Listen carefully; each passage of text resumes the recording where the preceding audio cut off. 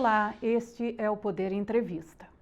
Eu sou Denise Crispim e vou entrevistar Isabela Teixeira, ex-ministra do Meio Ambiente. Esta entrevista será por videoconferência.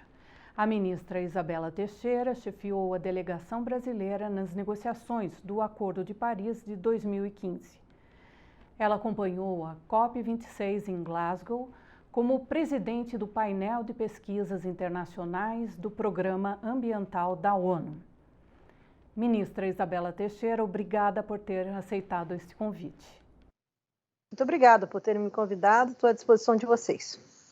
Agradeço também a todos os web espectadores que assistem a este programa. Esta entrevista está sendo gravada no estúdio do Poder 360, em Brasília, em 25 de novembro de 2021. Para ficar bem informado, inscreva-se no canal do Poder 360, ative as notificações e não perca nenhuma informação relevante. Ministra, a senhora, ao que parece, retornou de Glasgow, da COP26, um tanto quanto cética em relação aos resultados obtidos, especialmente sobre a performance do Brasil nas reuniões. A senhora poderia comentar o que mais a desagradou em termos de conduta do governo brasileiro nessa reunião? Bom, eu acho que não se trata de desagradar. Na realidade, é uma constatação de que o Brasil que estava lá é um Brasil menor do que o Brasil é, de fato. Você teve, talvez, 3 circunstâncias mereçam ser destacadas. Primeiro, você tinha 2 Brasis. Um era o oficial, feito num hub com o patrocínio dos empresários. Hub esse que foi adotado como, entre aspas, hub oficial do Brasil. Você não tinha sequer um espaço de governo. O governo brasileiro estava no local junto com os empresários, enfim. E tinha um hub feito pela sociedade civil brasileira, que era o hub onde estava o Brasil verdadeiro, com suas contradições, com a sua inclusão política, com a transparência das informações, com uma pauta construída e uma capacidade de interlocução política internacional, que eu acho que nenhuma outra sociedade no mundo chegou em Glasgow com essa capacidade.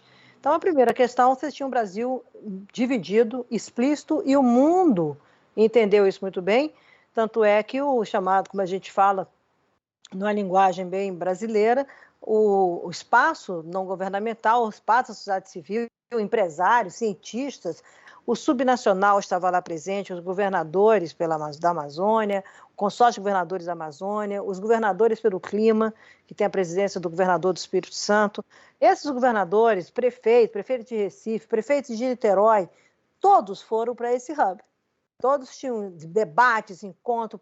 Parte dos congressistas, por exemplo, o deputado Molon lançou lá um plano de recuperação verde do país, com economia, com números robustos. E detalhe, esses eventos eram feitos em português, em inglês, as pessoas todas falavam fluentemente inglês, portanto, uma capacidade de comunicação enorme do ponto de vista internacional. Tá? Então, não confundir isso com a participação da sociedade brasileira nas manifestações de ruas, de todos nós, em relação ao ativismo climático, que também foi muito presente na COP26. A outra questão, que aí é a questão do que eu chamo da COP oficial, o ambiente oficial de negociação, que o Brasil estava lá com uma notícia que foi muito positiva, que foi a volta do Itamaraty, tá? Buscando os espaços de negociação. Ou seja, a excelência da diplomacia brasileira voltou, embora, na minha opinião, timidamente. Por que timidamente? Porque o Itamaraty não faz milagres, o Itamaraty depende de políticas públicas, de resultados do país, tá? Que esses resultados sejam coerentes com as ambições de uma conferência como Glasgow. E, infelizmente, as políticas públicas ambientais praticadas atualmente pelo governo brasileiro, contradizem todos os objetivos da COP, todos os interesses que estavam lá sendo discutidos. Então, você quer dizer que você vai cumprir, como foi dito pelo governo brasileiro, que faz uma adesão à declaração de floresta, uma declaração voluntária, que vai cumprir a redução de desmatamento até 2028, num método que prevê uma redução de desmatamento em regressão linear, a cada 15%, como se fosse isso. Isso provocou um descrédito monumental na comunidade científica, isso provocou ironias de todo mundo, falando, isso é claro que é fake, tá? E, por outro lado, depois que todos nós voltamos ao Brasil, saiu a notícia em todos os jornais do mundo sobre a taxa PRODES e o comportamento, como foi relatado pela imprensa, do governo brasileiro, que tinha domínio da informação, e ao chegar lá, disse que não sabia, etc, etc. Então, esses comportamentos do Brasil, comportamentos praticados por outra área de governo, são comportamentos que desdizem uma tradição do trabalho e da presença do Brasil nesse ambiente multilateral ambiental e climático, não só pela excelência da diplomacia, como eu disse antes, que voltou timidamente, mas voltou, foi capaz de sentar-se à mesa, procurou a sociedade civil para o diálogo, como sempre fez no passado, procurou o embaixador-chefe, foi atrás da sociedade civil, foi lá no Hub várias vezes, querendo saber a opinião, querendo saber como é que se posicionava, diferentemente, por exemplo, de autoridades brasileiras que foram convidadas e sequer responderam, sequer apareceram. A senhora se refere aí ao ministro de Meio Ambiente? O ministro de Meio Ambiente, segundo me informaram, ignorou os convites, não apareceu, nada disso. Outros parlamentares lá estiveram, todo mundo comentando, todo mundo dialogando. Agora, os brasileiros que lá estavam nesse hub tinham agenda, tá? Importante, agenda, compromissos, interlocução política, pleitos, e conseguiram negociar isso, tá? Então você tinha uma situação de um Brasil dividido, como está hoje, né?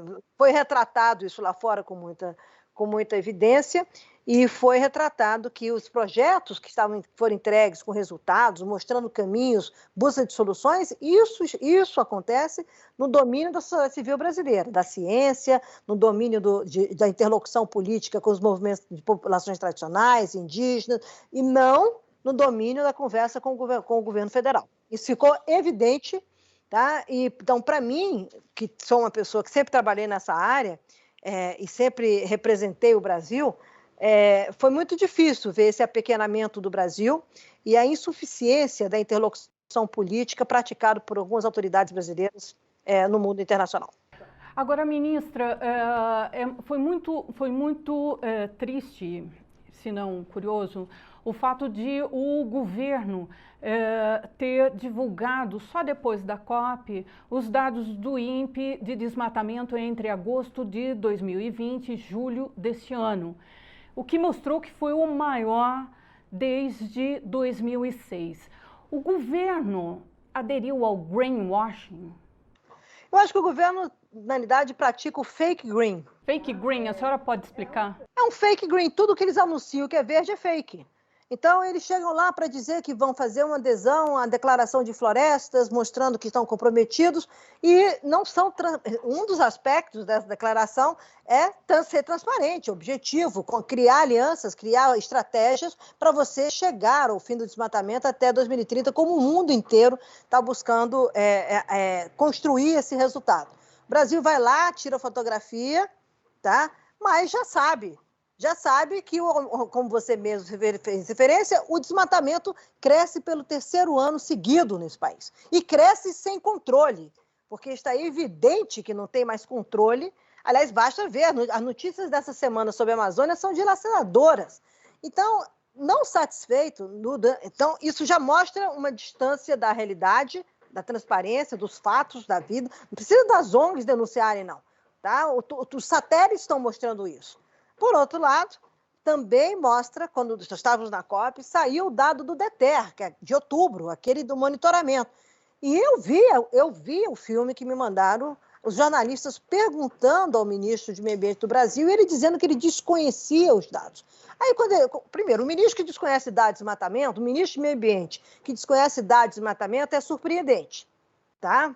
Porque a competência dele controlar o desmatamento, ou ele, não adianta dizer que é o Conselho da Amazônia, ele tem competência legal de enfrentar o desmatamento, porque o desmatamento é crime ambiental. Então, cabe ao Ministério do Meio Ambiente, tá? E que tem o poder de polícia ambiental, porque quem tem o poder de polícia não é o Exército, tá? Não é o fiscal da agricultura. Quem tem o poder de polícia ambiental, de fiscalização ambiental conferida em lei, é o Ministério do Meio Ambiente, é o IBAMA, são a carreira de analista ambiental que permite isso. Então, o ministro de Meio Ambiente que desconhece os números de desmatamento do Brasil, os números do DETER do Brasil, assim ele disse, eu estou reproduzindo o que estava escrito lá, aliás, que estava na imagem, eu desconheço, tá? E vai para uma COP que o Brasil sempre teve a tradição de divulgar a taxa PRODES com a excelência do INPE. O INPE é um dos maiores institutos de pesquisa do mundo nessa área.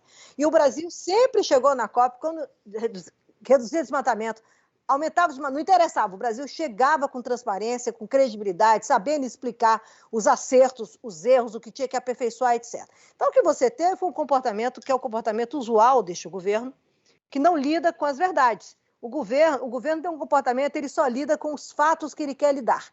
Então, ele fica falando que não, nós aderimos, nós vamos fazer isso, fazer aquilo, e a realidade, as entregas do governo dizem essas posições diariamente. Então, é como se você amanhecesse e falasse, hoje eu começo a minha dieta.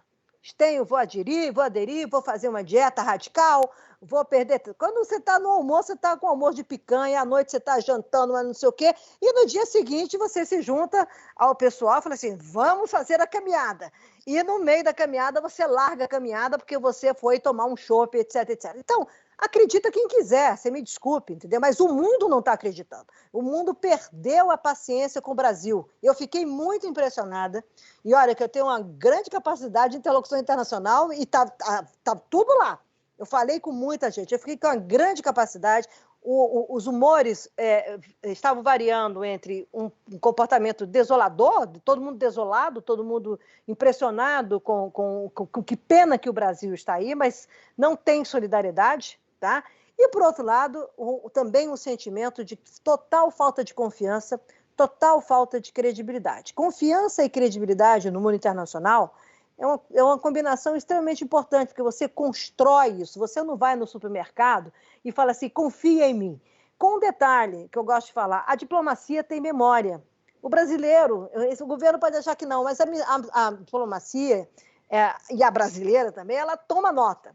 Por quê? Porque os processos diplomáticos são contínuos, progressivos, são às vezes de médio e longo prazo. Então, você tem que saber o que aconteceu. Essa ruptura do Brasil, desse comportamento do Brasil, que sempre teve nessa área ambiental, na área do multilateralismo ambiental, da sustentabilidade, a expressão de soft power do Brasil em sessão internacional, isso foi completamente fragmentado. Eu diria mais, foi diluído, foi destruído. Tá? Não há qualquer credibilidade e o mundo, muitas pessoas, muitas interlocuções de alto nível me falaram, olha, é melhor esperar 2023 para ver o que nós vamos ter, porque nós não vamos colocar dinheiro, nós não vamos, não tem isso, nós temos que esperar, colocar com o governo, né? Agora, conversaram com os governadores, fizeram pautas, por quê? Porque os governadores estão entregando, estão entregando planos, estão dizendo das suas dificuldades, da complexidade deles terem os insumos do curto prazo para enfrentar o desmatamento. Então, o que você está fazendo? Você está dizendo por onde que você vai, como que você vai, por que você vai e as suas fragilidades. O governo federal não diz nada disso e ainda destrói o que existia antes. O melhor exemplo disso, se não quiser da área ambiental, que é outro impacto importante que teve em Glasgow, e todo mundo acompanha isso no mundo inteiro, é a questão associada à justiça climática, à justiça ambiental, a questão, por exemplo, das populações indígenas no mundo. Todos estavam lá, inclusive os indígenas brasileiros, numa representatividade política invejável, uma qualidade de interlocução internacional nesse meio, com a sua constituição, com os indígenas globais e na interlocução política com líderes, etc, etc. E quais são as políticas indígenas que nós temos no Brasil? Invasão de terra indígena, nada de demarcação, violência contra os direitos indígenas. Isso está tudo lá fora. Você acha que isso é greenwashing? Isso não é greenwashing. Isso, na realidade, é destruir um patrimônio político que o Brasil tinha, nacional e internacional, e não ter competência para colocar nada no lugar. Esse governo não tem competência para estruturar nada, ele tem competência para destruir, estruturar um caminho crível, trazendo parcerias, etc. O Brasil está numa situação que, para ele fazer isso, ele tem que reduzir o desmatamento. E com este governo que está acontecendo, terceiro ano seguido, nunca se via isso, tá? O desmatamento, entrega o desmatamento, indicando claramente, como muitos lá fora já falaram, que o desmatamento está sem controle. O controle, o chamado combate ao desmatamento, o Brasil perdeu o controle do combate ao desmatamento. E eu, lamentavelmente, tendo a acreditar nisso. Lamentavelmente, tá? Porque eu não gostaria, como brasileira, eu entendo as dificuldades, etc., mas não são dificuldades. É uma orientação política deste governo de não combater o desmatamento como ele tem que ser combatido. Como foi ontem, com a questão das dragas no Rio Madeira, e a resposta do vice-presidente da República, que daqui em 30 dias a Marinha vai ver se tem papel. Pelo amor de Deus, entendeu? Em 30 dias, você já está quase em 2023. Então, ou em 2022, perdão. Entendeu? Então, no fundo, essa urgência de lidar com a degradação ambiental no Brasil não me parece ser um ativo político deste governo. E ficou muito claro internacionalmente isso.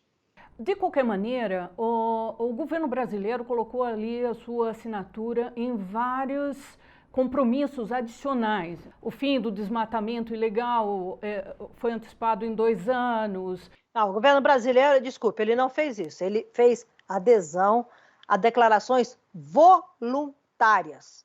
Tá? Isso tem que ser traduzido na NDC do Brasil, que é um instrumento oficial, por intermédio do qual você se compromete junto ao Acordo de Paris, que você vai fazer essa trajetória. O que o governo brasileiro apresentou de atualização de NDC não aumentou a ambição, ele fez uma correção de inventário e manteve de número de inventário, uma correção técnica, que já tinha tido erro em dezembro do ano passado, eles atualizaram para o 4º inventário, e ajustaram a meta, os 50%, vamos cortar. Não é uma aritmética, porque vão cortar proporcionalmente aquilo que nós tínhamos nos comprometido, proporcionalmente em carbono, a mesma coisa que nós tínhamos nos comprometido em Paris. Portanto, não tem aumento de ambição.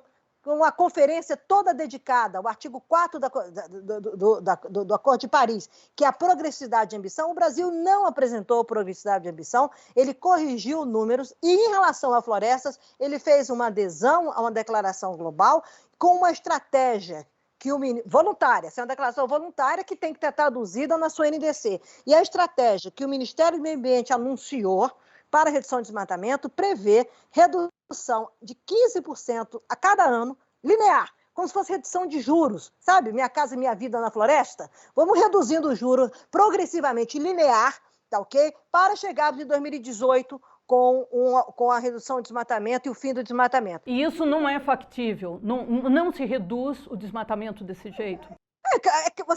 Você aumenta o desmatamento de maneira linear? Você acha que a gente reduziu o desmatamento em 80% de maneira linear, a cada 15% ao ano? É claro, você está combatendo o crime. Isso foi o motivo. Olha, eu encontrei um comitê de cientistas, que obviamente eu não vou declinar os nomes, de pessoas super referentes em clima, e você sabe que eu co-presido um painel de científico das Nações Unidas. Então, eu encontrei com alguns deles, eles olhavam para mim e falavam assim, como isso é possível? Eu falei, eu não vou comentar. E as pessoas estavam rindo. Porque como que o Brasil, que tem uma das maiores ciências no mundo de uso da terra, como é que o Brasil dispõe de todos esses instrumentos científicos, essa qualidade da ciência praticada pelo INPE, pela Embrapa, enfim, por várias instituições brasileiras, o Brasil, o Ministério do Meio Ambiente do Brasil, que apresentou em 2015 a NDC mais ambiciosa e mais robusta tecnicamente do mundo, cientificamente, foram auditados os números, todo mundo falou assim, os modelos matemáticos criados, tudo feito com excelência científica, além da interlocução política e da articulação política. Como que o Brasil chega aqui e apresenta um plano de desmatamento? Parece você lembra daquela propaganda da Varig? 550 quilômetros, 450 quilômetros, 350 quilômetros. É assim, eles acham que é assim. Então, quer contar a historinha para quem quiser acreditar. Posso lhe dizer que as pessoas que lá estavam não acreditaram. Sim, isso significa que o que está na NDC do Brasil, que é o compromisso formal de redução de emissões que foi apresentado às Nações Unidas, esse compromisso, obviamente, vai ficar para os governos que virão, que sucederão a esse. Isso é um bom ponto, porque o que está acontecendo na agenda climática? Essa década que começou em 2020, mas com a Covid tem esse impacto da pandemia, até 2030 é chamada a década da urgência climática ou da transição climática. Então, todos os países estão fazendo grandes esforços, as grandes economias, os países emergentes, os países em desenvolvimento, buscando exatamente estruturar essa ambição de progressividade de mitigação climática e de adaptação. tá? Mesmo os países mais, por exemplo, tem um grupo dos 50 países mais pobres do mundo, tá? Esse grupo estava lá de maneira muito articulada politicamente, com pleitos muito objetivos sobre a questão da pobreza, como é que eles precisam ter financiamento para desenvolvimento, financiamento de baixo carbono, para que eles possam ter renda, sair da pobreza, etc, etc. Então, as COPs, elas são ambientes onde o mundo está todo lá. Então, você não é um encontro, não é um congresso de profissional liberal, tá? Que você vai lá. Não, é o mundo está ali. E o mundo todo é importante, porque você encontra uma diversidade cultural, política, econômica, social e tecnológica fascinante. Você precisa entender o mundo. O mundo não se limita a você viajar para Miami, como muitos no Brasil acreditam. Entendeu? E tão pouco cooperação internacional tem que ser visto como alocar dinheiro. Cooperação internacional tem muito mais do que alocar dinheiro. Tem a ver com alianças, interesses estratégicos, visões, pactuação de interesses regionais, tudo que o Brasil não entregou. Tá? O Brasil não trata nada disso mais. O Brasil que era um líder disso. Tá? A agenda de clima é uma agenda de desenvolvimento, a geopolítica de clima, toda a geopolítica do mundo, essa mudança do mundo que está acontecendo, com as duas superpotências, China e Estados Unidos, a relação com a Índia, a relação com a Rússia, a questão dos europeus, a União Africana, todos esses players estavam lá jogando o jogo. Entendeu? E nós sequer temos condições de fazer um alinhamento de uma NDC com a NDC, por exemplo, dos países amazônicos, tá? Ou um alinhamento de NDCs com os países da América do Sul. Aí faz uma reunião lá, criando o grupo do Mercosul, que bom que criou um grupo de Mercosul de clima, mas ninguém sabe, eu duvido que se perguntar para os ministros, para as autoridades brasileiras, se elas sabem os compromissos dos países do Mercosul em relação às suas NDCs. Como é que isso está sendo afetado, como é que é o impacto de números, qual é a estratégia, como é que impacta o comércio internacional desses países. Então, a gente precisa entender que esses espaços, embora você tenha bad guys do outro lado, você tenha tudo isso, tá? Tem como qualquer lugar do mundo. Mas são espaços de expressão de poder, tá? A geopolítica climática está no contexto da nova geopolítica do mundo. O Brasil precisa, para ele poder fazer qualquer coisa, ele precisa saber como é que ele cumpre o compromisso dele. Entendeu? Como que eu faço isso? E o Brasil hoje, 50% das emissões do Brasil estão associadas ao desmatamento. Ora, eu vou para uma COP, faço uma atualização aritmética de números. Aritmética. Aí digo que vou fazer uma redução até 2028 com progressão linear. Vamos levar a sério, tá? Eu vou pegar isso duramente. Aí eu viro assim e falo, tá bom, como é que vocês querem fazer isso? Por onde que vocês vão fazer isso? Qual é a estratégia? Como é que o Brasil quer cortar, chegar com 43%, etc. Não tem absolutamente nada. Aí começam a dar exemplos. Não tem que dar exemplo. Você tem que saber se você vai mexer em regulação, você tem que saber qual é o papel, se você vai ter um mercado de carbono, o papel adicional do mercado de carbono nessa trajetória de emissão. Se você vai avançar, como é que você vai avançar na sua matriz energética? Como é que você vai lidar com segurança energética? Como é que você vai lidar com esses trade-offs, os interesses de um Brasil produtor de petróleo e exportador de petróleo, numa demanda de mundo que continua crescendo sobre petróleo? Então, vem cá, qual é o teu pensamento? Como é que você combina? Como é que você vai fazer o peso do carvão de Santa Catarina nisso? Ou vai ter esse projeto, que foi esse plano do governo de carvão sustentável? Isso é de uma ironia, para não dizer outra coisa. Então, esse país que faz isso foi lá para dizer que acredita em mim que eu quero ser verde. Não é verde, isso é fake green. Isso não é ser verde. Você tem que entender as suas dificuldades, você tem que entender quais são os seus, como a gente fala, suas deficiências, para você poder falar assim, eu vou resolver a indústria do aço dessa maneira. Eu vou resolver a minha indústria do cimento dessa maneira. Eu vou querer competitividade na indústria nesses setores. A minha visão estratégica é essa, o impacto de emissões é esse aqui. E eu, para fazer, esse é o lado que eu chamo do carbono econômico.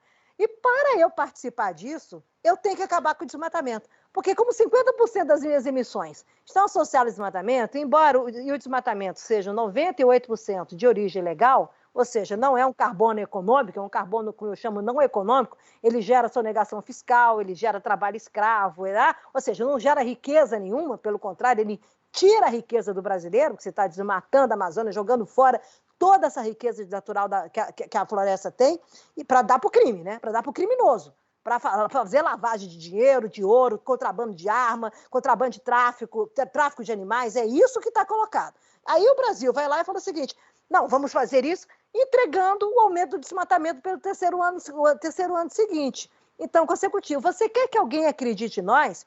Eu acho que nem uma mãe muito generosa, tá? E o mundo não é uma mãe, né? O mundo está mais para madrasta, quando você vai nesses interesses.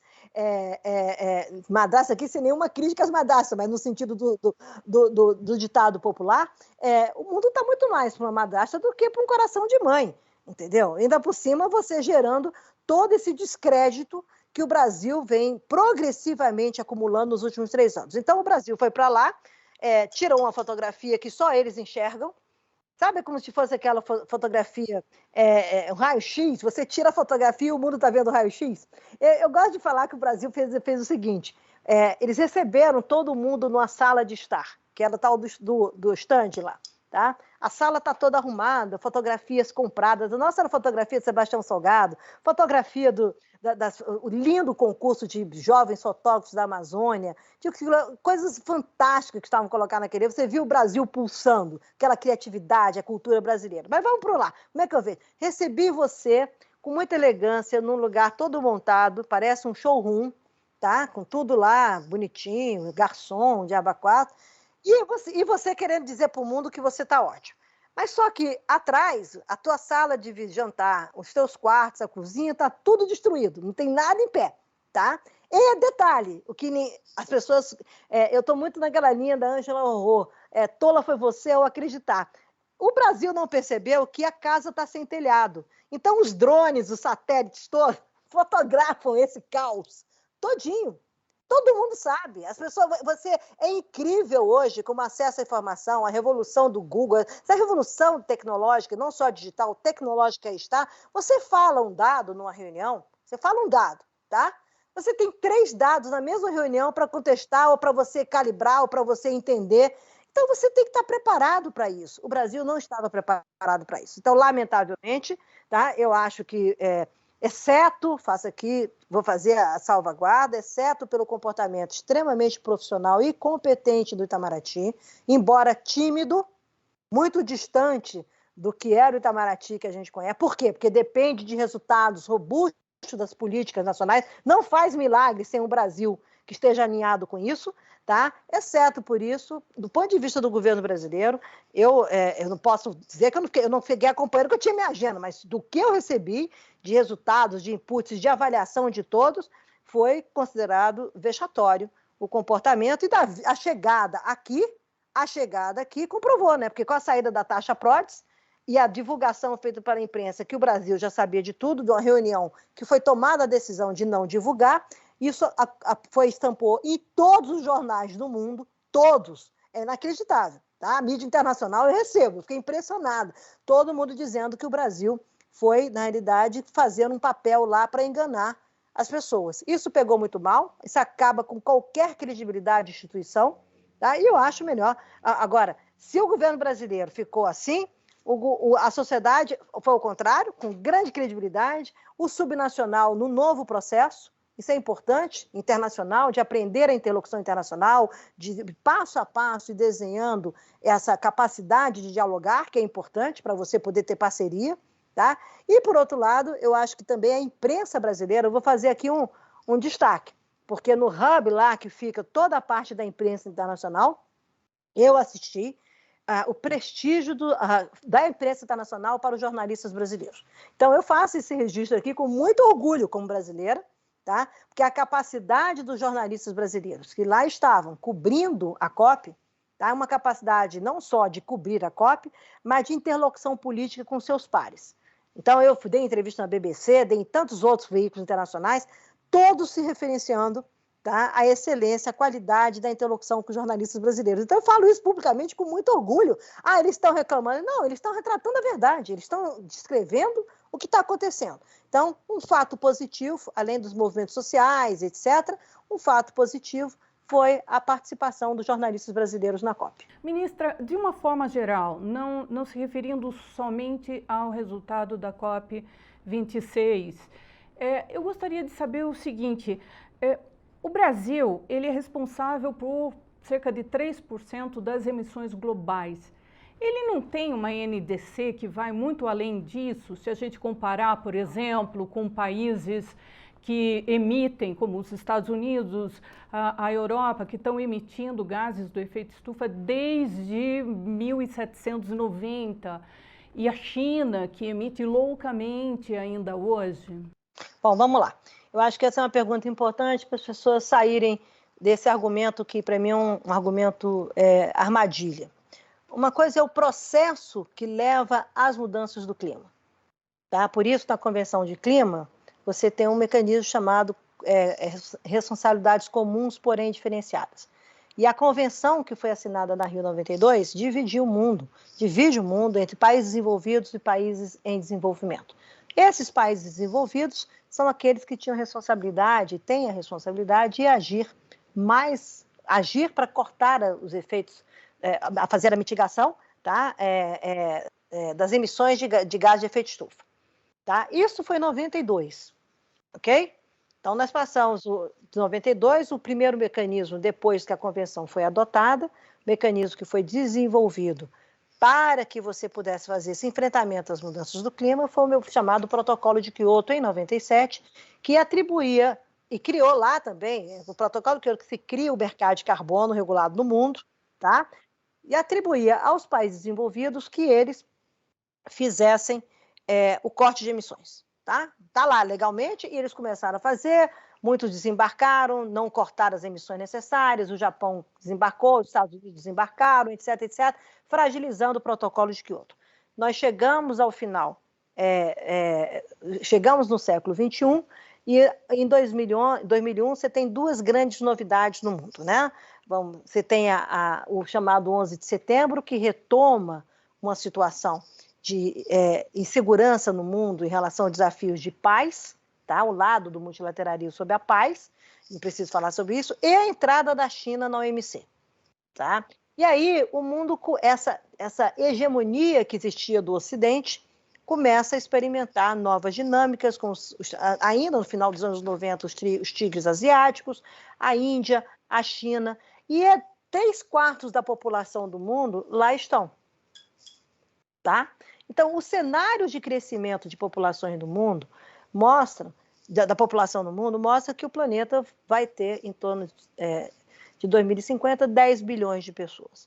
Se nós não formos capazes de mudar a maneira de produzir riqueza, de produzir bem-estar, portanto, tendo uma nova relação com a natureza, não há recurso natural suficiente para lidar com 10 bilhões de pessoas. Você não vai ter comida para todo mundo, você não vai ter água para todo mundo.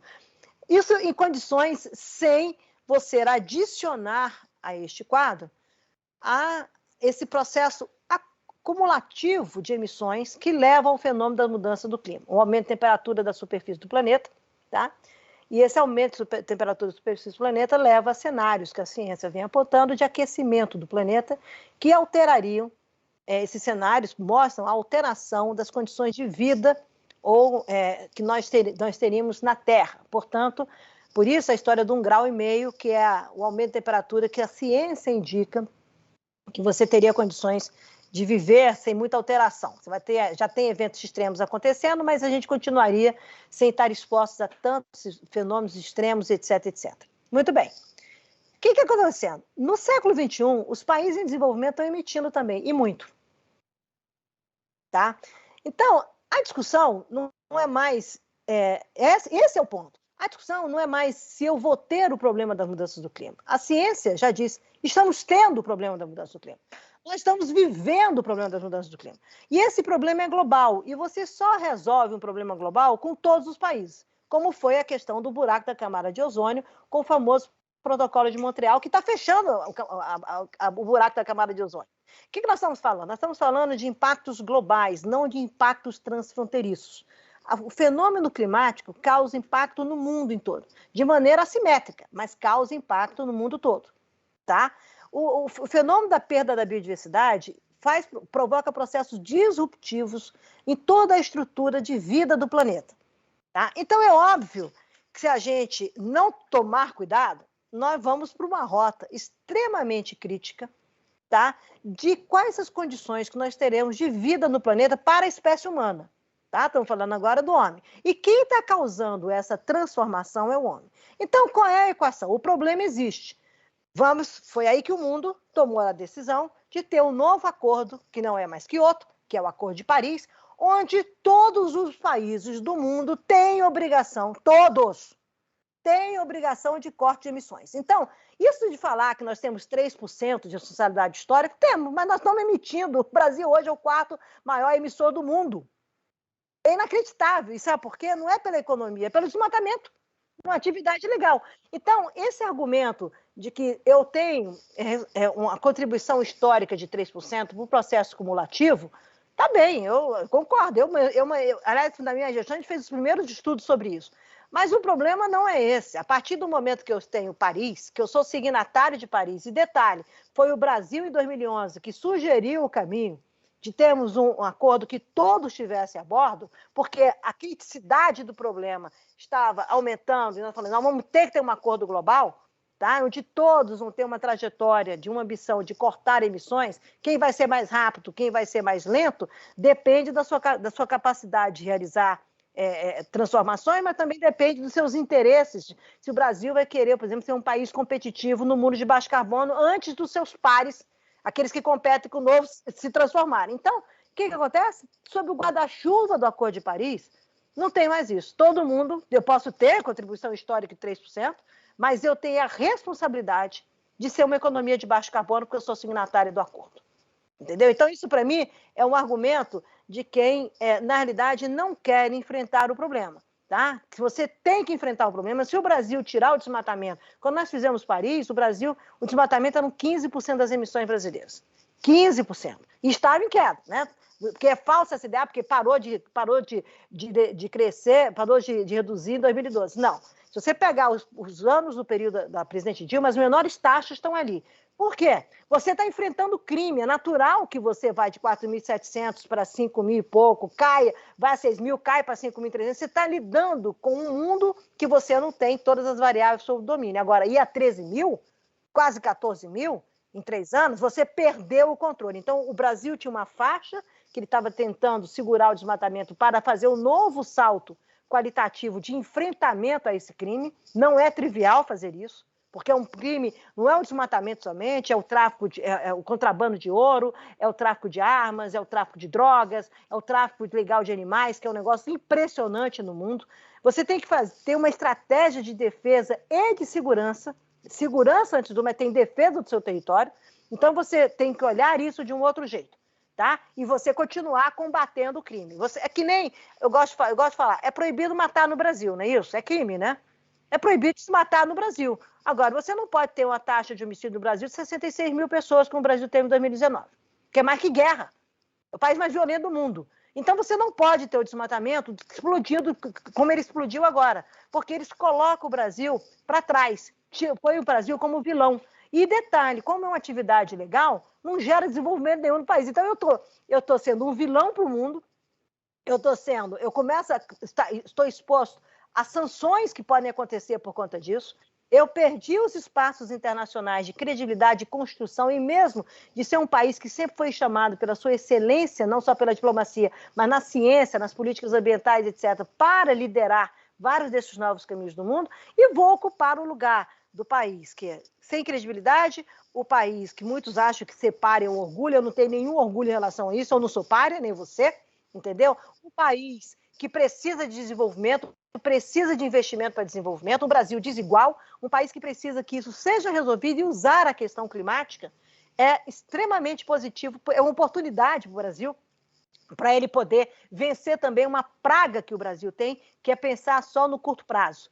E as questões como essa exigem ações de curto prazo, mas exigem estruturações e visões de médio prazo e de longo prazo. É uma chance do Brasil entender esse novo momento do mundo, tá? E fazer ali os seus interesses, especificar suas estratégias e construir alianças que permitam não só enfrentar no curto prazo, mas estruturar soluções mais permanentes, inclusivas de médio e longo prazo. Quando você deixa isso de lado, você está deixando de lado o que o mundo está apostando. Então, eu não colocaria esse raciocínio das responsabilidades históricas, porém diferenciadas, como a gente colocou lá na Convenção do Clima, o regime climático permanece, o Brasil foi o primeiro país a defender isso. Mas a partir do Acordo de Paris, meu amor, todo mundo está a bordo, todo mundo tem a obrigação de fazer, e acho bom fazer, tá? Porque para nós, soluções de economia de baixo carbono é, na realidade, uma grande solução para o Brasil. Tolos são aqueles que acham que não é. Ministra, eu gostaria que a senhora explicasse um pouquinho a respeito do mercado de carbono. Foi uma das decisões mais aplaudidas na COP26, e especialmente pelo governo brasileiro. Mas internamente é curioso que enquanto o governo tinha uma posição pró a regulamentação desse mercado, ele travava a tramitação na Câmara dos Deputados de um projeto de lei que cria o mercado de crédito de carbono nacional.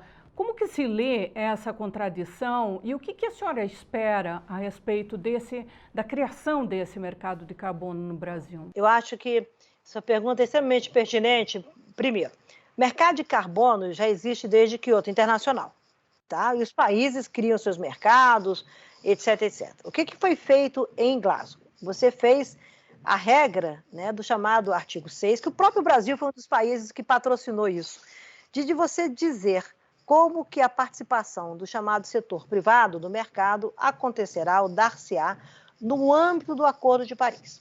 Então, quando você está falando do livro de regras de Paris, você está dizendo o seguinte, olha, como que eu vou operacionalizar o Acordo de Paris? Então, tem um artigo que fala da participação do mercado, né, que é o 6.4, qual é a regra para isso?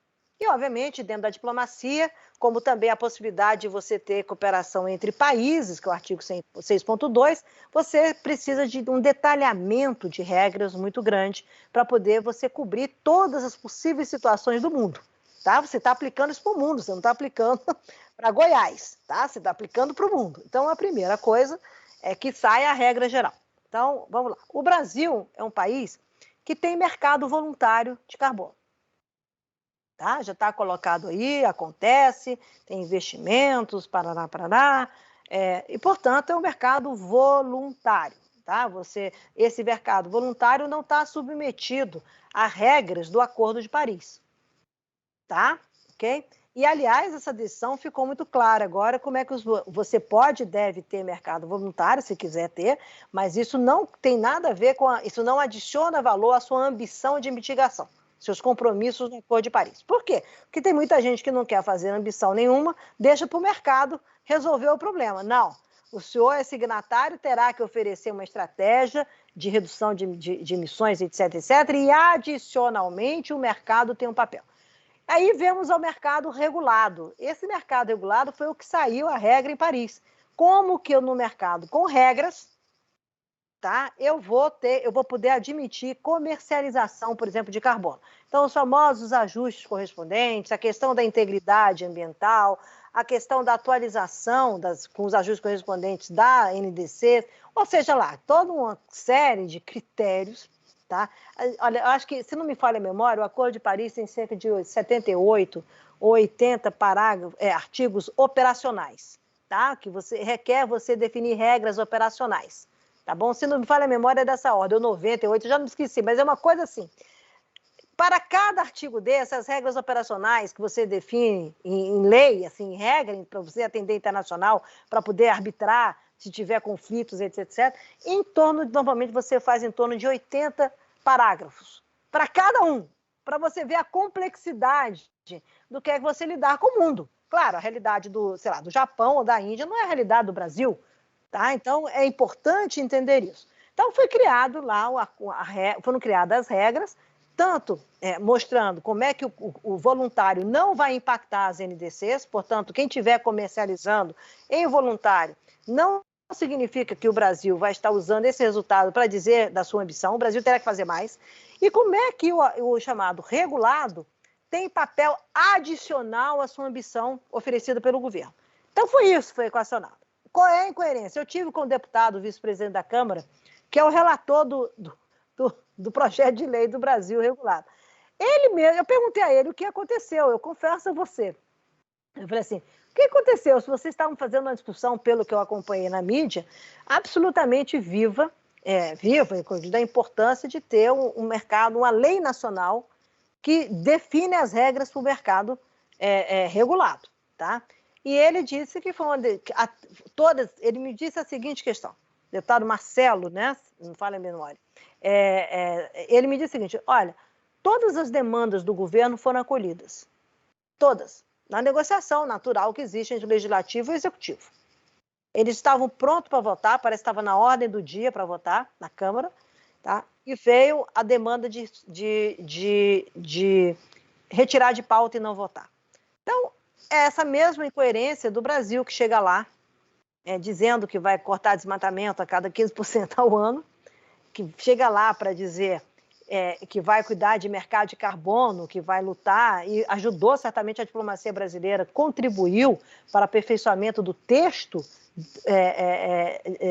do regulamento, com a competência técnica que tem, diplomática que tem, mas, do ponto de vista político, o Brasil, pelo visto, apostou ou continua apostando somente nos interesses do Brasil, no seu mercado voluntário.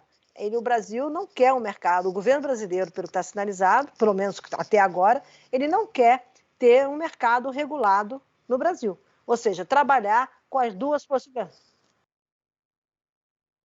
Completamente, completamente. Se você estivesse fazendo enfrentamento de fato com a questão climática, você talvez quisesse ter os dois mercados. Você tem, de um jeito, o voluntário para atender tais objetivos, tá? Por exemplo, a questão de offset de floresta, etc., que tem uma complexidade nova, inclusive Paris adiou a questão de REDD+, etc., para você discutir na próxima COP.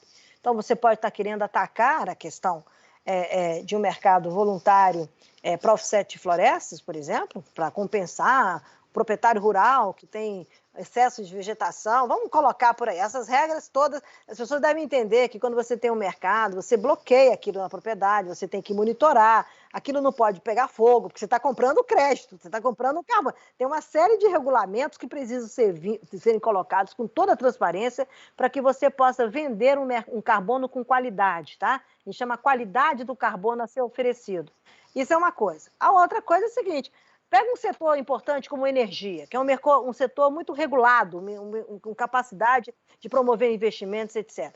Me parece muito mais interessante você ter um mercado regulado, competitivo de energia no Brasil, com regras objetivas claras, dizendo de como é que eu quero esses parceiros investindo aqui e qual é a estratégia que eu tenho de mitigação climática, de ambição climática, juntando os esforços de políticas públicas do Brasil, por exemplo, investimento em energia renovável, o Brasil pode ter uma estratégia de fazer um segundo andar, como a gente chama, de energia renovável. Energia renovável é uma energia renovável para avançar na sua mitigação climática e trazer o mercado com adicionalidade que você tem um mercado regulado. Então, você tem uma estratégia. Como o Brasil não tem estratégia nenhuma sobre isso, nenhuma, é zero. O Brasil, ele conta casos sobre isso. O Brasil conta historinhas sobre isso. O Brasil não colocou no papel com objetividade, não pactuou com a sociedade. Não adianta você se trancar no gabinete, juntar 4 pessoas e falar isso é a regra, isso não fica em pé. E aí, por isso, você vai para o Congresso, negocia com o Congresso o tempo inteiro um mercado regulado, e o próprio relator me disse,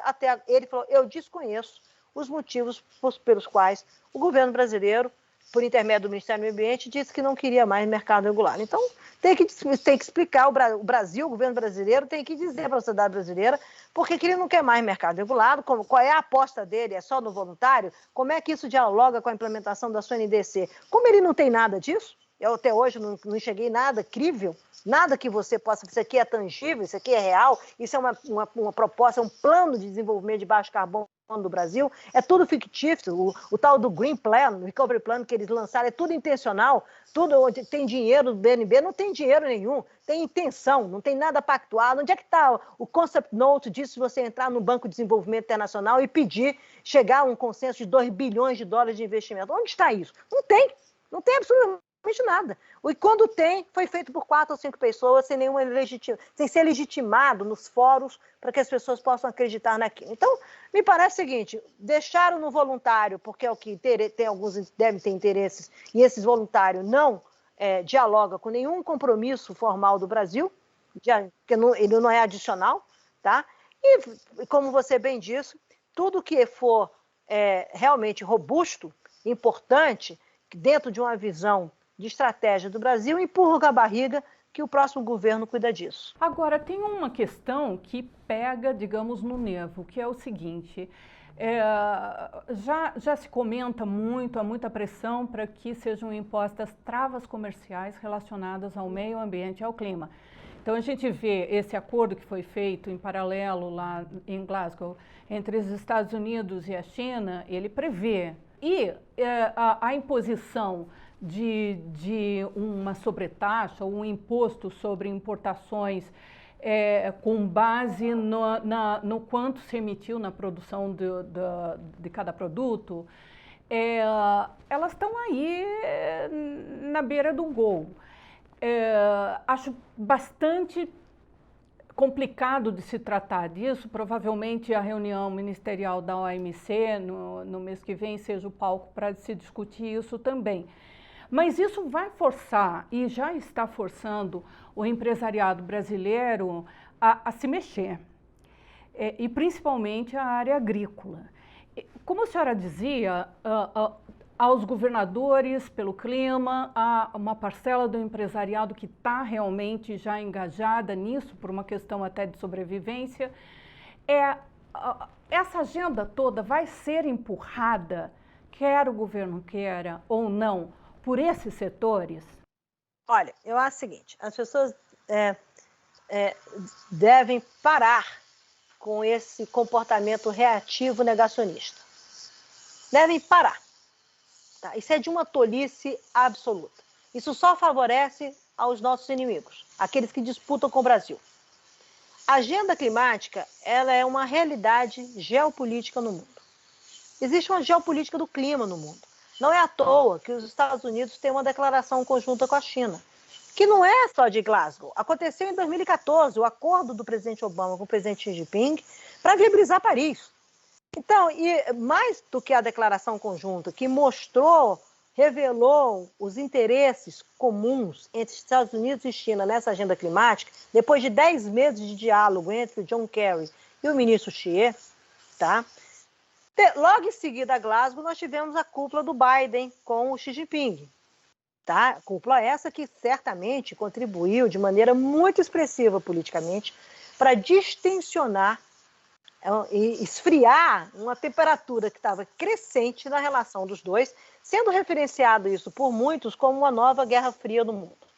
Tá? E, portanto, você se percebe de Glasgow para cá que Estados Unidos e China começam a trabalhar agendas que podem ter consensos e vão distensionando essa relação das duas superpotências. O mundo hoje tem duas superpotências, Estados Unidos de um lado, China do outro. Tá? Depois você tem Europa, depois você tem Índia, você tem Rússia, enfim. Você tem ali o conjunto de países, Japão, enfim, etc, etc. Então, vamos lá. Isso está acontecendo na questão climática. O driver inicial da questão climática, o vetor inicial da questão climática sempre foi a energia, tá? E por conta das emissões, obviamente, dos combustíveis fósseis.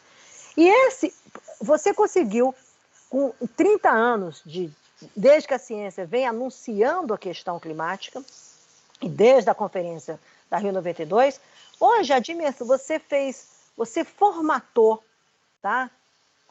Toda uma discussão sobre energia no mundo, com base no clima. Ou seja, as relações de poder, os mapas de poder geopolítico do mundo, que sempre passaram pela questão de energia, e nós experimentamos no século XX, e estamos experimentando no século XXI ainda, a indústria do petróleo, a força do petróleo e gás, o poder político e geopolítico de quem é autossuficiente em produção de energia, e no caso de petróleo e gás, isso está na chamada equação geopolítica de clima.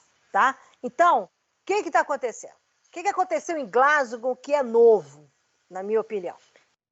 Entrou na agenda geopolítica do clima, entrou em Glasgow no tratamento a chamada agenda da natureza, a nova relação com a natureza. Por isso essas declarações de fim do desmatamento, tá? Por isso essas declarações de direitos indígenas, proteção, etc. O mundo está dizendo não dá. Ou seja, como que a questão climática vai redefinir, ou como a gente fala em inglês, reshape, a Agenda Global de Uso da Terra. A questão climática, Reshaped, redefiniu a Agenda Global de Energia. Não percam isso de vista. Tem aí uma disputa, a reemergência da indústria nuclear, os avanços com investimentos maciços, por exemplo, dos alemães em hidrogênio, e na parceria dos alemães com os brasileiros no hidrogênio verde. Ou seja, o mundo está numa nova corrida, tá? Enquanto ainda tem uma forte dependência de combustíveis fósseis, mas está numa grande corrida de lidar com energias e de domínio de tecnologias, portanto, poder, mapa de poder e energia, de quem vai viver no mundo, ou quem está construindo um mundo de baixo carbono, ok? Então, não percam isso de vista, porque eu acho, assim, é de uma miopia e de uma tolice política o Brasil discutir colonialismo, etc, etc. Entrou na agenda. A pergunta que você faz é o seguinte, olha, se a questão climática expõe, por exemplo, a segurança hídrica do planeta, e expõe, que o desmatamento está levando a isso, eu tenho que entender como é que eu serei um país produtor de alimentos, que é o caso do Brasil. O Brasil, 45 anos atrás, tomou uma decisão de produzir alimentos. Ele era um importador de alimentos.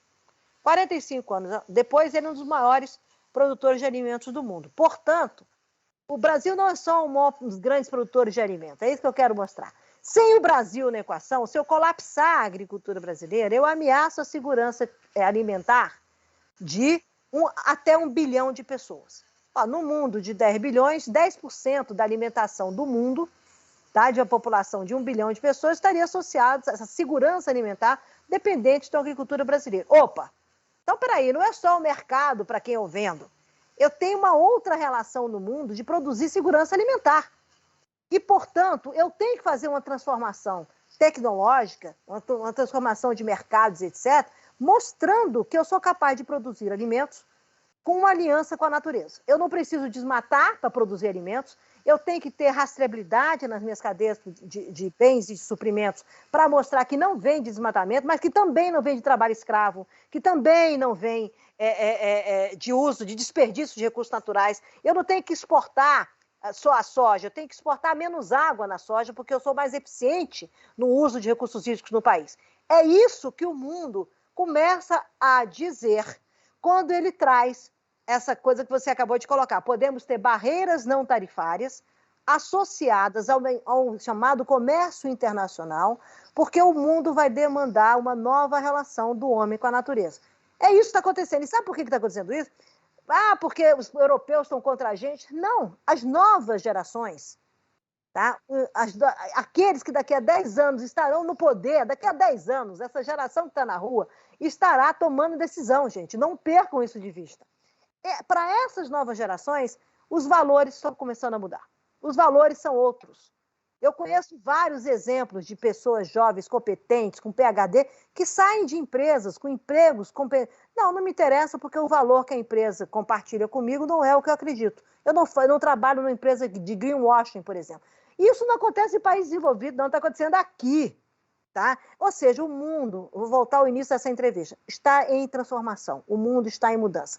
Entrou em Glasgow a agenda da natureza, a agenda das soluções baseadas na natureza para tirar carbono da atmosfera, a agenda positiva da agricultura. Brasil, wake up, porque você tem wake up call, você tem pecuária, entrou a declaração de metano, não é só carvão, não, entrou a declaração de metano, tem a ver com a produção de arroz, tem a ver com a pecuária. O que o Brasil quer disso? Como é que o Brasil quer jogar esse jogo?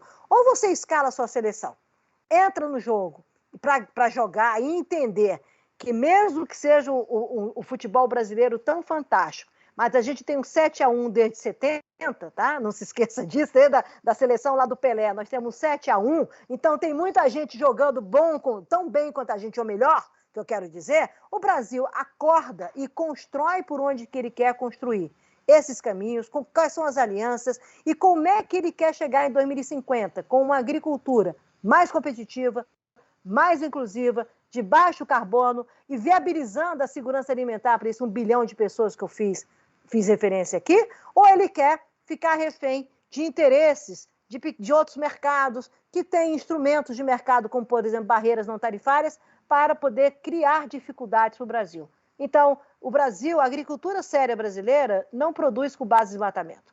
A agricultura séria brasileira sabe que não precisa de novos desmatamentos para a expansão dessa produção de alimentos e para incremento da sua produtividade. A agricultura séria brasileira sabe que ela tem um papel internacional na segurança alimentar global. A agricultura séria brasileira sabe que tem inovação, tecnologia desenvolvidas aqui.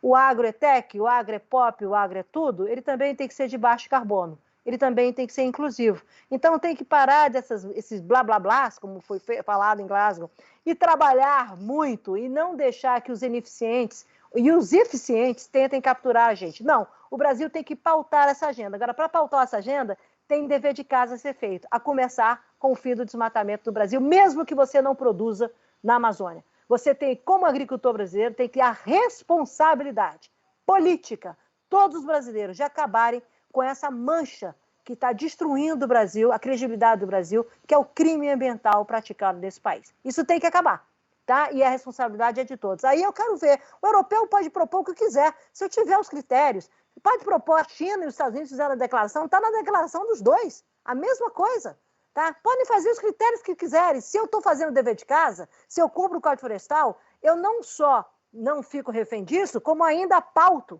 prêmios para o Brasil, porque eu sou capaz de produzir, protegendo mais que todo mundo. É o contrário, tá? Então, as pessoas que estão defendendo essa visão de passado são os losers, são os perdedores que devem ficar no passado. Nós temos que construir o que eu vou entregar em 2050 como uma agricultura competitiva, que gera emprego, que gera segurança alimentar do mundo, que sabe fazer regras do comércio internacional e não ficar com esse bando de mimimi, de blá, blá, blá. Isso é uma bobagem, isso é de uma tolice. Agora, por quê? Você está defendendo aqueles que praticam a irregularidade. Você deveria estar defendendo aqueles que praticam a regularidade e são competitivos com isso. É isso que o Brasil tem que construir, chegar lá, mostrar como é que é, discutir nesses fóruns todos, OMC. Posso apenas dizer o seguinte, tá? G20, OMC. Eu tenho um amigo meu na OMC, eu estava falando com ele, ele falou, olha, antes da pandemia eu trabalhava isso muito distante. Hoje, 30%, 50% do meu tempo estão dedicados a resolver problema de vacina, 30% do meu tempo hoje dedicados à mudança do clima. O mundo está mudando. Acordem, não achem, entendeu? Que isso não vai acontecer aqui. Já está acontecendo. E o Brasil tem que dizer o que ele quer fazer, como é que ele quer construir soluções para isso. Agora, ministra, só para a gente fechar, foi bastante desapontador, digamos, o fato de na COP não ter saído nenhuma declaração a respeito de carvão, do uso de carvão e dos subsídios à energia proveniente de fontes fósseis. Ao mesmo tempo, também houve muita decepção em relação ao fundo de transição das economias menores e mais pobres, enfim. E foi aportado, enfim, o compromisso é de aporte de 100 bilhões de dólares. Isso foi considerado um valor muito pequeno para o desafio que todas essas nações têm pela frente. O puxão de orelha também vale não só para o Brasil, mas também para os grandes emissores, não? Eu acho que a gente tem que colocar isso de uma maneira mais organizada. Vamos lá. A COP teve declarações, na primeira semana, onde teve a cúpula dos líderes, você teve declarações de caráter voluntário, mas que teve grande adesão, ou seja, dialogando com a demanda das ruas, dialogando com o empresariado, com o setor de negócio, no fim do desmatamento, a declaração de enfrentamento ao problema do metano, como foi colocado, e o próprio enfrentamento do banimento do carvão, ok? Como também a questão da mobilidade elétrica, dos carros, o banimento de carros a combustão, como a ambição que está explícita, muito ambiciosa a estratégia do Reino Unido, tá? E isso foi refletido em declarações e, por exemplo, uma outra declaração que foi muito pouco comentada no Brasil, mas que eu acho uma declaração extremamente importante, que foi uma aliança por tecnologias disruptivas em relação à questão climática. Portanto, todo esse braço da inovação tecnológica, o Brasil não foi signatário dessa declaração. Olha que interessante. Esse século ele vai ser marcado pela era climática e pela era da inovação. Então, você tem vários... Esse mecanismo que eu chamo voluntário das declarações é um mecanismo que retrata muito essa combinação de interesses de governos, tá? Da sociedade civil, do setor privado, do setor financeiro, ou seja, ouvindo o que Paris traz, além dos state actors, que são os países, os não-state actors, tá? Isso é importante. Portanto, carvão, como a questão do metano, os Estados Unidos ofereceram um plano lá de banimento de metano. Isso é muito interessante de observar e como é que isso depois, por exemplo, teve traduzido na declaração da China com os Estados Unidos, que trouxe, inclusive, a economia circular como uma das prioridades. Economia circular, circularidade não é tratar só de resíduos. O Brasil trata no final da cadeia. Circularidade é a nova base da Revolução Industrial do mundo. Tá? Está no meio da declaração dos Estados Unidos com a China, bem claro. Tá? Eu sempre co-presido o painel da ONU que trata exatamente de circularidade, de eficiência de recursos naturais. E o mundo está mudando, é a primeira parte do Green Deal europeu. Tá? O Japão, o G20 e o Brasil tratando disso. O Chile, que tem uma boa estrutura sobre isso, protegendo a sua indústria de mineração de cobre, porque está querendo, como é que ele se torna competitivo com a questão do cobre, ele é um grande produtor de cobre do mundo, com a circularidade. E o Brasil discutindo isso pelos resíduos, fez agora um primeiro mapa, um roadmap para isso, tá? Mas ainda muito dissociado de uma visão estratégica de revolução industrial. Bom, isso é uma coisa. O que a gente tem que olhar nisso? Quando você vai para a declaração final, que aí é a declaração dos países sobre energia, que tinha lá a ambição de você colocar o phasing out, portanto, o banimento, não o phasing down, que é a redução progressiva de carvão, países em desenvolvimento, China, Índia e África do Sul, criaram a barreira, mexeram a história do phasing out para o phasing down, mas inicialmente o ministro chinês propôs, na realidade, que não fosse só do carvão, fosse de todos os combustíveis fósseis. E aí pulou o mundo, né? Porque um país feito dos Estados Unidos, que é ele tem autossuficiência em petróleo e gás, a partir da revolução do shale gas e do shale oil. Os Estados Unidos não toparam fazer um banimento de todos os fossil fuels. Tá? A Rússia, que é uma grande produtora de gás e de petróleo, não topou, porque ela exporta, e ela tem uma aliança agora com a China, e a China precisa de gás, precisa de petróleo, compra, e, portanto, a China é o mercado, e a Rússia precisa de mercado, porque ela tem dependência do seu PIB em relação a isso. Então, mais uma vez, eu volto ao meu argumento. Existe uma geopolítica por trás de tudo isso. Essa geopolítica climática, ela está muito viva. Você tem que entender esses interesses e talvez a melhor frase que traduza isso tudo é uma frase do primeiro-ministro da Índia, quando ele fala da transição energética. Essa é uma década da transição climática e da transição energética. Cada país tem um conceito de transição energética, né? Para a Índia, você vai adicionando. Eu continuo com carvão, eu continuo com petróleo, a Índia tem investimentos monumentais em energias renováveis, em solar, em eólica. Por quê? Porque a Índia tem 700 milhões de pobres. E eles precisam viabilizar acesso à energia para essas populações.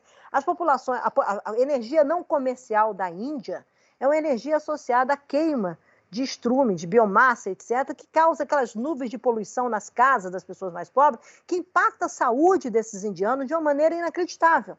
Então, você tem que entender a dimensão dos problemas que esses países têm, que o Brasil não tem. Mais uma vez, o Brasil tem soluções, o Brasil tem todas as fontes de energia, o Brasil tinha que ter uma ambição em relação a essa agenda para construir algo que seja net zero, ou seja, a neutralização de emissões, a partir de uma combinação de uso da terra, de energia renovável, do que interessa na questão do gás natural no Brasil, na segurança energética do Brasil, uma combinação que eu chamo win-win, vencedora-vencedora, e não a perdedora-perdedora que o Brasil está fazendo hoje. O Brasil não tem 700 milhões de pessoas para resolver de pobreza. O Brasil não vai ter 1 bilhão e 400 milhões de pessoas de população, tem 213. Com um país continental, com oferta de recursos naturais, com oferta de fontes energéticas, etc. Então, a equação geopolítica do clima, ela encerra a equação geopolítica da energia, e foi aquilo que eu falei aqui no meio da entrevista. A questão climática está pautando a redefinição, tá, dessa geopolítica da energia. A geopolítica, essa relação de energia, de poder de países, está sendo cada vez mais influenciada sobre a questão climática. Está aí a história do hidrogênio, está aí a história do ressurgimento da nuclear. Isso é verdadeiro. E a nuclear não emite, tá? O hidrogênio verde também não. Então, nós estamos falando de expressões de poder entre países, de interesse entre países. Vai agora para a área do uso do solo, tá? Também como que a questão climática está redefinindo ou redefinirá a maneira de produzir alimentos, a maneira de lidar com competitividade, de segurança alimentar do mundo, com mitigação climática e adaptação. Portanto, o resultado da COP frustra aqueles que ignoram esse jogo. Eu acho que a COP foi muito audaciosa, até eu posso usar a expressão, em lidar com essa ambiguidade que o tal do 1,5 graus determina.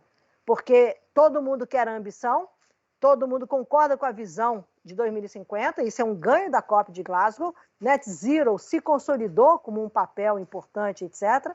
Mas como você vai fazer isso? Como é que você vai promover essa trajetória andando, tá, com um compromisso que todos têm a visão comum? Depende de você equacionar a neutralização por um lado e depende dessas novas inovações, dessas inovações tecnológicas que estão aí no limite dessa equação geopolítica. E aí entra o que você falou. Cadê os 100 bilhões de dólares para os países em desenvolvimento? E em Glasgow, para terminar, em Glasgow tem 2 decisões importantes. Aliás, 3 decisões importantes. Primeiro, que a partir do ano que vem os países vão ter que apresentar, os grandes países, como é que eles vão implementar suas ambições.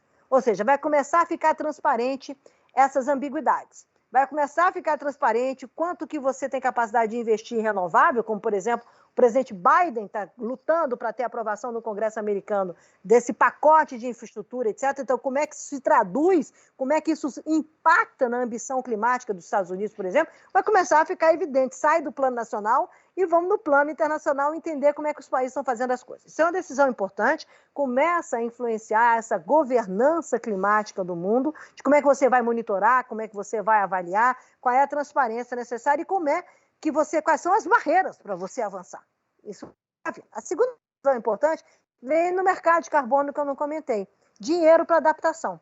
Então, fizeram uma estratégia de dinheiro público para adaptação. Os próximos 2 anos você vai estar discutindo de maneira mais aprofundada internacionalmente no âmbito da governança climática as questões de adaptação. E do fundo de mercado de carbono, que foi acordado, regulado, acho que 5% das operações, se não me falha a memória, acho que o número é esse, serão destinados, esses recursos, tá? Serão de um fundo associado, serão destinados a um fundo de adaptação vindo das operações de mercado de carbono. Tá? Então, os 100 bilhões, foi dito o seguinte, a entrega é progressiva, então eles querem que os países comecem a apresentar os seus planos de mitigação para entender e a sua estrutura de governança, como é que esses recursos serão alocados e, obviamente, quais as prioridades que derivam disso. Isso não tem nada a ver, há uma coisa que eu acho extremamente importante, que aí eu reputo, que foi uma grande falha de Glasgow, tá? Eu acho que Glasgow é frustrante em 2 coisas, tá? Se você olha com essas lentes que eu estou tentando colocar para você. Glasgow não resolveu o problema do loss and damage, ou seja, dos países que estão expostos, que estão expostos a, de fato, as situações irreversíveis com os eventos climáticos extremos, casos das pequenas ilhas, Tuvalu, etc. Clássica, ficou uma imagem de Glasgow, o primeiro-ministro, falando de dentro d'água, que ele está sendo inundado, essas populações, esses países vão sumir, porque está subindo o nível do mar, então eles vão sumir. Então, o loss damage ficou sem uma resposta concreta, objetiva, e a questão dos países muito pobres. A Liga dos 50 países mais pobres, eles precisam de dinheiro, tá? São países que não têm vacina, são países que não têm condições de saúde, que passam fome, e você precisa de uma assistência internacional muito além do que está disponível hoje. Então, eu acho que essa parte da justiça climática dos mais vulneráveis e daqueles que estão impactados de maneira irreversível em termos da questão climática, para mim, são os 2 fracassos de Glasgow, entendeu? O resto você começou a jogar o jogo. O que eu quero dizer é o seguinte, nós saímos, ao concluir Glasgow, você parou a negociação. Você não vai fazer mais COP para negociar texto. Você vai agora para negociar ação.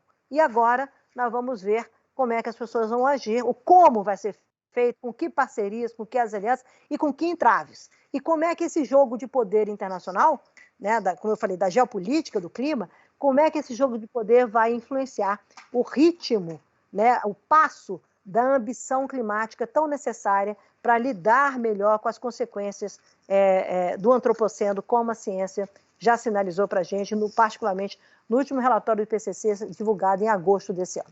Só uma coisinha. A senhora acha que a ausência do presidente Bolsonaro na COP26 foi benéfica ou ao contrário? Olha, a imagem do Brasil saiu tão ruim dessa COP que o fato dele não ter ido foi talvez um saldo positivo para a imagem. Só iria piorar. E além do mais, ele é uma pessoa muito deselegante, né? Basta ver o que aconteceu no G20. Depois do que aconteceu no G20, eu acho que ele ia à COP para falar coisas que o mundo não acredita mais, não vai ouvir. É melhor não provocar com mais constrangimentos. Então, acabou sendo positivo. Eu acho que deixou o Brasil menos exposto a um outro tipo de constrangimento, que é um constrangimento de um chefe de Estado de um país importante feito o Brasil, no mundo, que não tem lugar no mundo. O presidente Bolsonaro não tem lugar no mundo. Nesse mundo que nós estamos vivendo, não. Lamentavelmente. Chega ao final esta edição do Poder Entrevista. Em nome do jornal digital Poder 360, agradeço muito à ministra Isabela Teixeira.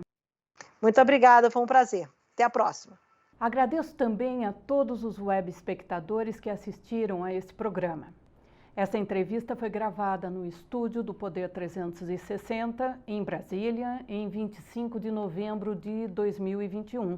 Para ficar sempre bem informado, inscreva-se no canal do Poder 360, ative as notificações e não perca nenhuma informação relevante.